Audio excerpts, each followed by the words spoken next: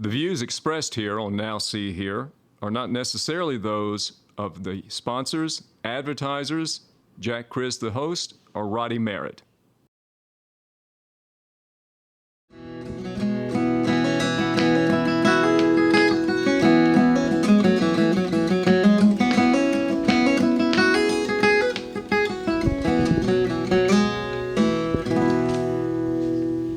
It's the Now See Here podcast. I'm Jack Chris, your host, and as you can tell, it's a musical themed show today. Mr. Eric Stracener is here at CC's Coffee House, where we tape every Wednesday.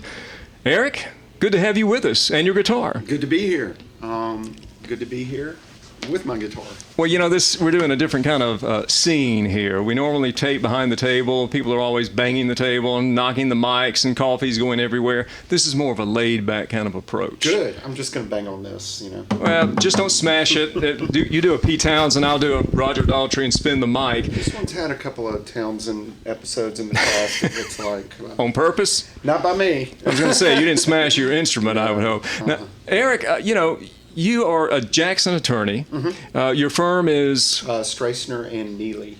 And you specialize in what primarily? What is Mostly representing individuals that have been hurt or injured or maybe have a problem, a business dispute, something like that. We tend to represent individual folks. And you've had the firm for how long?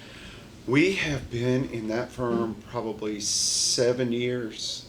And now, we were talking before the show went on. You're not a Jackson native. No, I grew up in Mobile, but I've been in Mississippi a long time. What brought you here? Millsaps. Yeah? Yeah, I came to Millsaps in the fall of 1983. I'm sorry, what was that? 1983. And you and I must be the same age then, because, yeah. And wound up really liking... I loved college there. It was a good experience for me. And then there were a lot of things about Mississippi I really liked. So you made it home. Mm-hmm. Now, there's a reason you brought a guitar. Mm-hmm. You know, it's not like, hey, just some guy walks in, he brings a guitar. You've got like a second career, I guess we could call it. Or you would call it a hobby, would you? I mean, we've got Eric Stracener and the Frustrations Levy, and I'm so nearsighted. Your other one is called the Trick Bag. Yeah, right here. There's another one before that too, called Sockeye. So I've got 3 records out. I mean, it is an avocation, not a vocation, I'll say that. But a passion, I'm sure. Absolutely, yeah. I mean, absolutely. But look, we all know about the John Grishams, and I think, wasn't Greg Isles an attorney? Or maybe so. You know, Yeah. we hear about attorneys who become writers, but I don't hear very often of attorneys becoming musicians. Have you always played? Who influenced you? Before we go into the specifics of the CDs. Yeah, no, I haven't always played. My father was a guitar player and would play for us when we were little, and he was good. And then my little brother, had a band in high school, and he was very good. Their band was good, and a friend of mine in high school had a really, really successful band. His name was Will Kimbrough. He produced this record. Yeah, I know Will. Sure. Okay, well, we grew up together and went to high school together, and so I would say those 3 folks were folks that were close to me that played, but I never did. For some reason, I didn't think I could, and then I was doing an honors paper my senior year at Millsaps and wound up, sort of to keep myself sane, started playing my roommate's guitar, drove him crazy, drove myself crazy for a little bit, but then I never put it down. I sort of got the bug. That is interesting to me that you started playing an instrument at what, 18, 19? 22. Oh, good Lord. I mean, see, most people think you've got to start at 3 or 4 and work your way up. And I mean, I would love to play an instrument, but, 54 years old. But I guess I could learn. It might be a little harder, but you're living proof that after 20, you can pick up anything and learn. You can. I mean, folks take up fly fishing or building model airplanes or whatever. So why not? You know, any kind of hobby. And you're a runner too, because that's where you and I first met. You know, it's some Fleet Feet I'm runs. kind of a lumberer. Well, me too. Lately, I never was a speedster, but Yeah. it's the exercise that counts. Correct. Now, so Eric, you do gig around town. Tell us how you went from the Millsaps dorm room, learning how to pick, to producing your own music, and I assume you write your own material. Yeah. That's another aspect, you know? Well, to me, that's the point. A lot of people are really good, great guitar players or great vocalists, you know, but I realized pretty quickly maybe the late start sort of helped me not try to be this virtuoso guitarist, because I knew that wasn't happening. I could tell right away.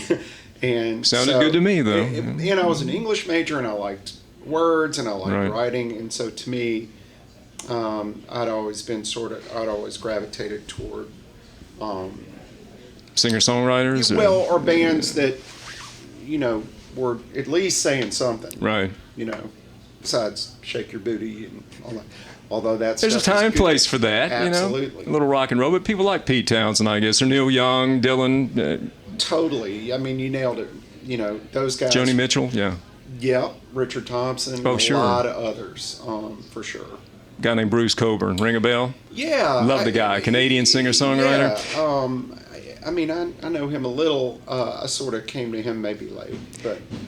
Was there ever, and is there now, a Jackson, Mississippi music scene? Because if you were at Millsaps at the time you were, there was W.C. Dons. Yeah. We had Skid Marks in the Quarter, the Oral Sox, J.T. and the Boys. You had the Germans. You had Radio London with Jeff, Joey, and David Minshew. These guys and Sherry Cothran's still playing. I know you gig with these people.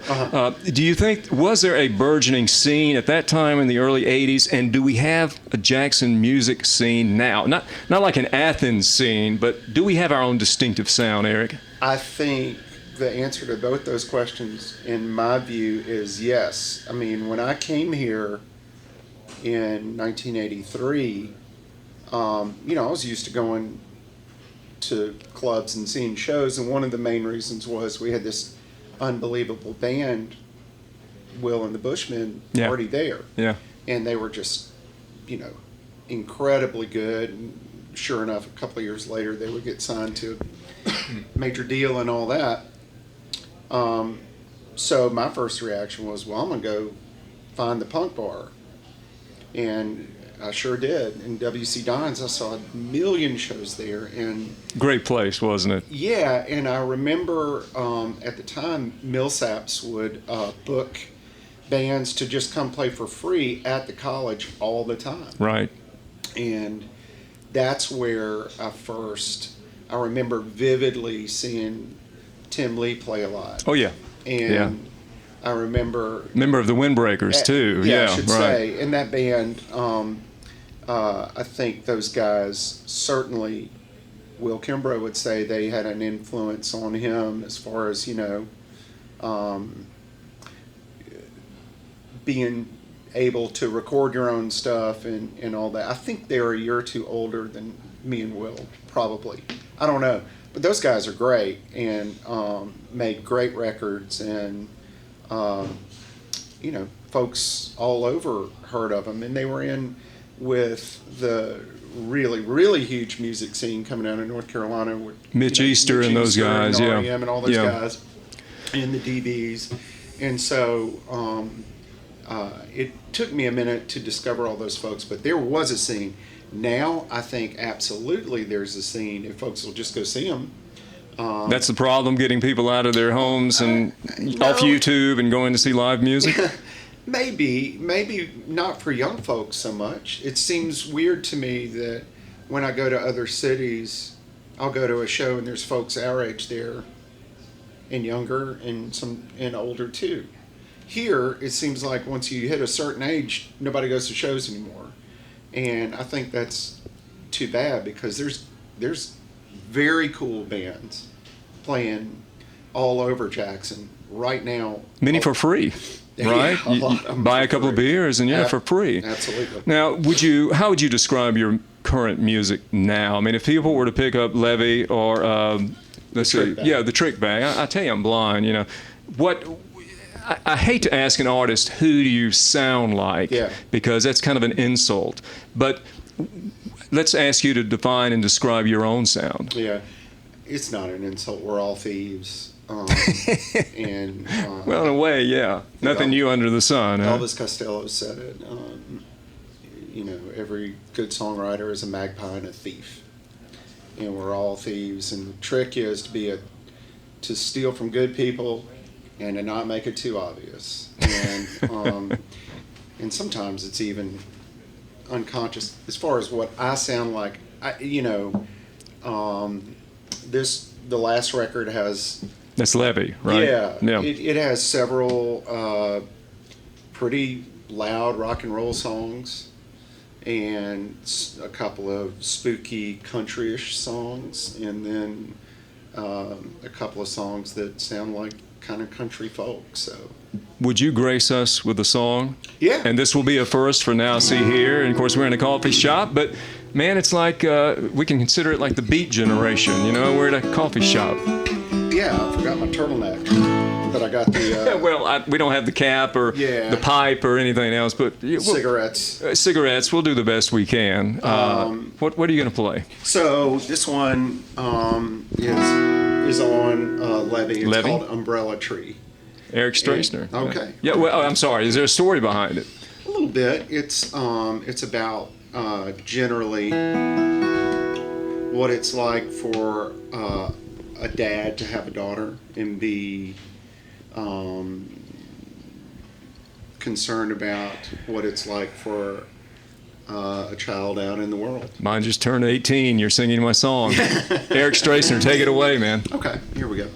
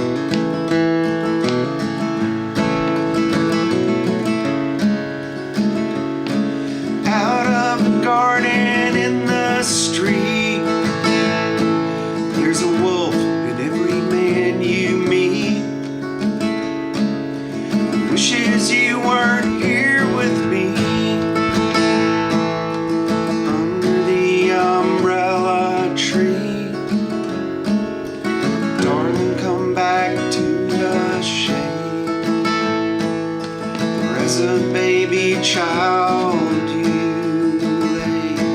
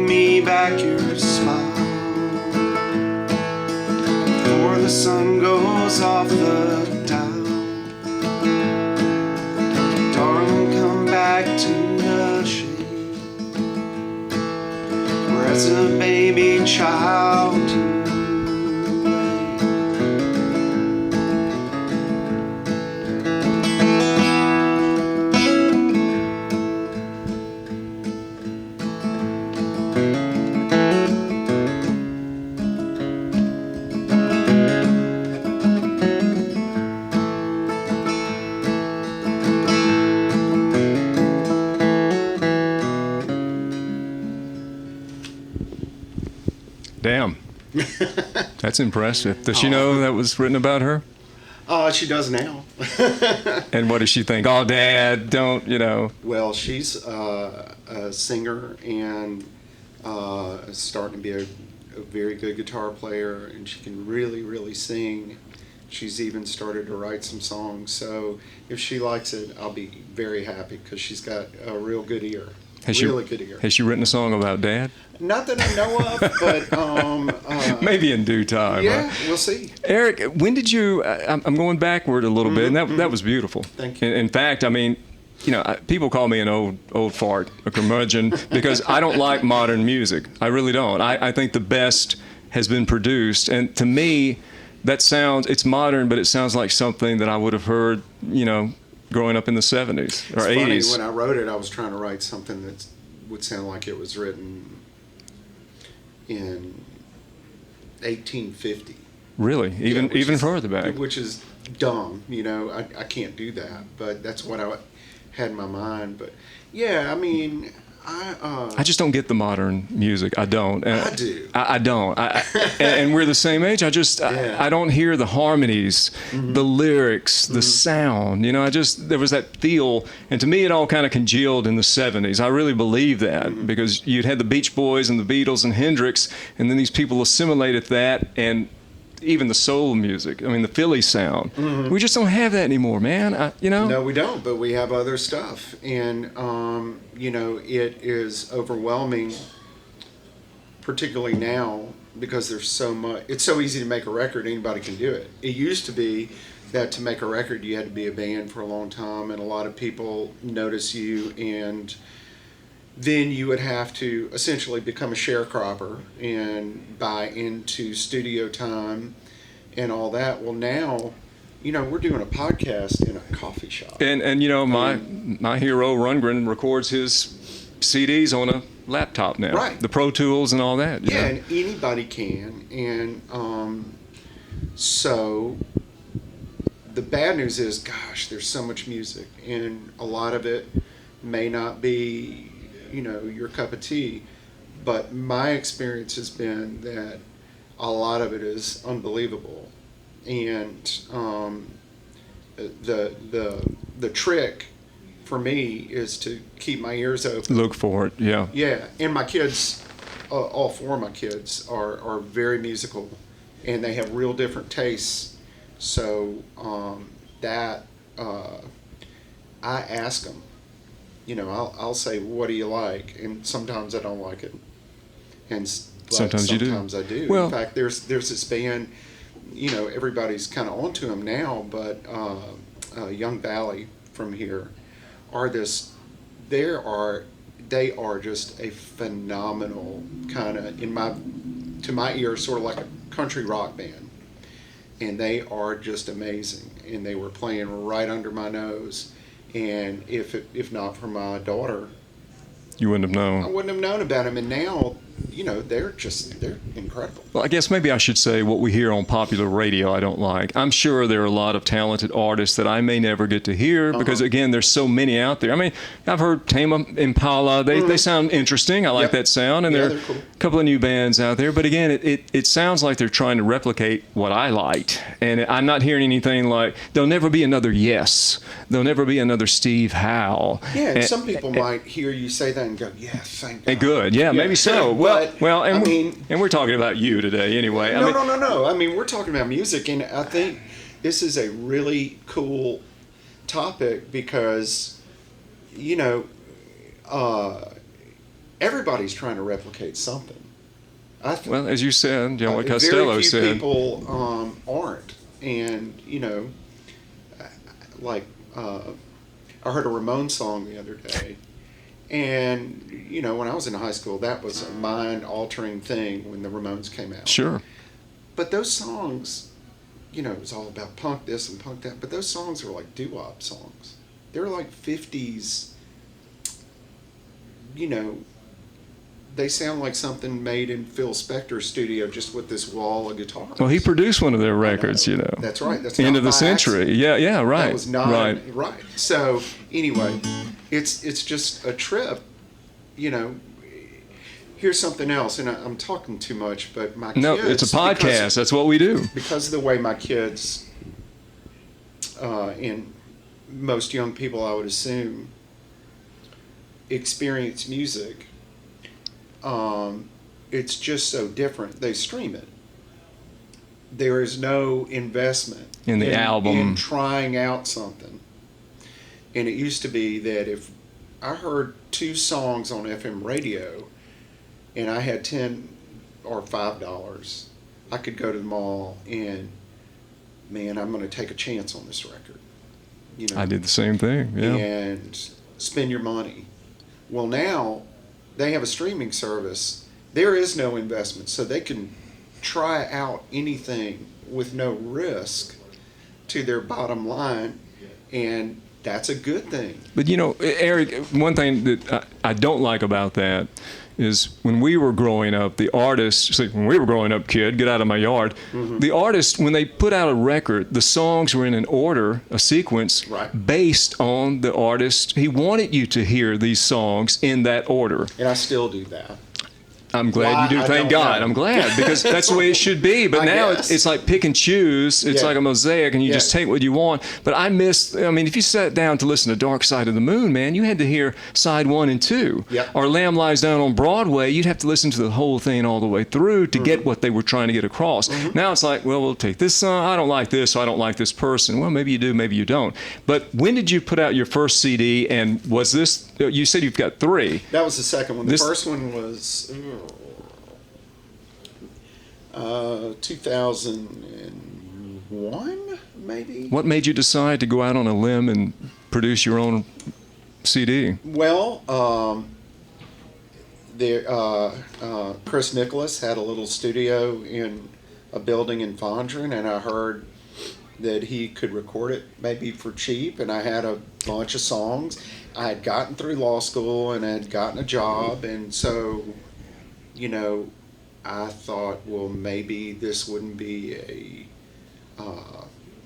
complete stupid thing to do. And so I had all these songs, and we made a record. Nielsen Hubbard, who was still living here at the time, now he's a producer in Nashville. He's from here. Right. And really, really successful and a great guy.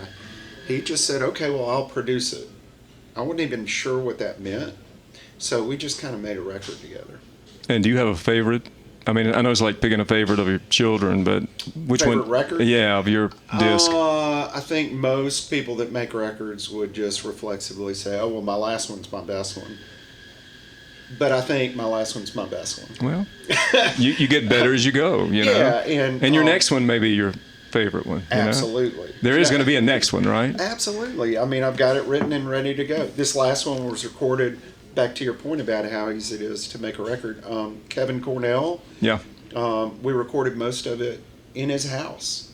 He's got good microphones and, and a good ear, and we just kind of DIY'd a record, and nobody can really tell that it's not in some giant studio. And Eric, of course, we're recording in Central Mississippi. You do gig around the area, right? Where have you played lately, and where are you going to be playing for people who want to go hear you? Sure. I need to go. Yeah, you do. Shame on you. I'll be there.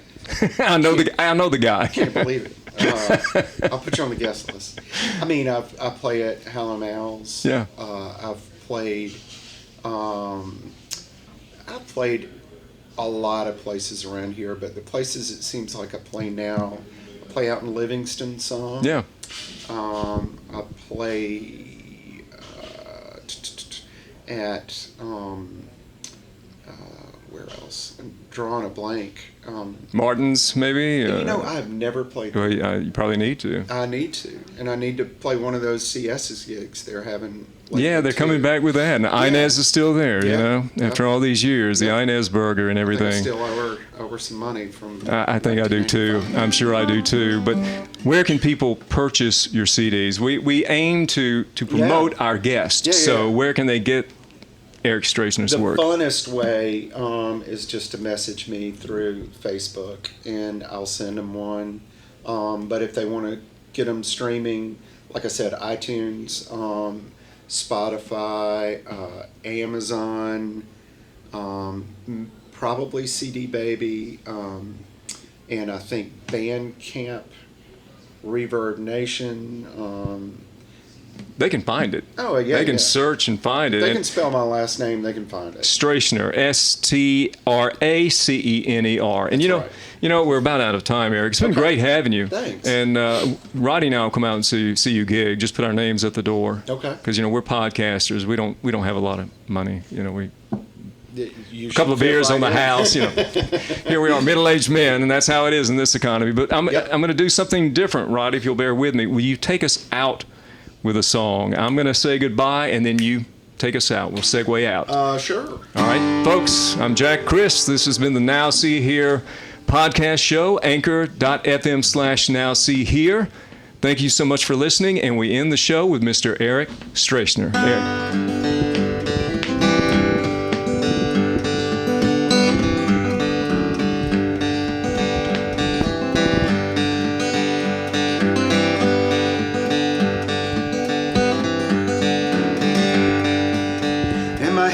Hard and my heart was blue. I went out the window when I met you.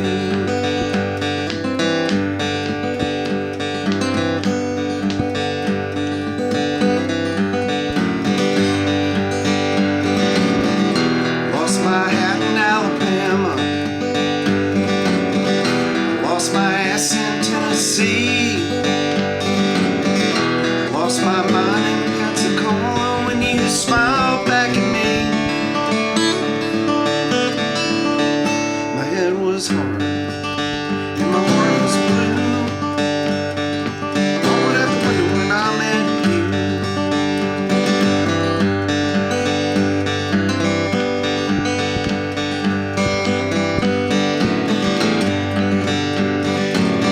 I got my doubts and my suspicions.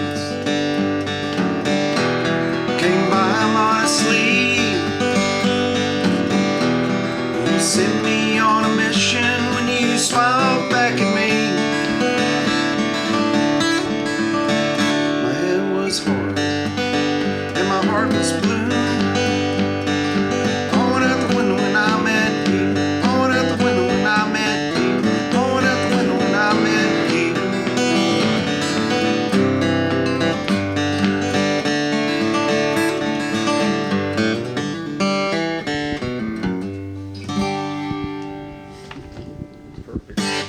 Oh, that was great. Enjoyed it. What a lot of fun. Thanks.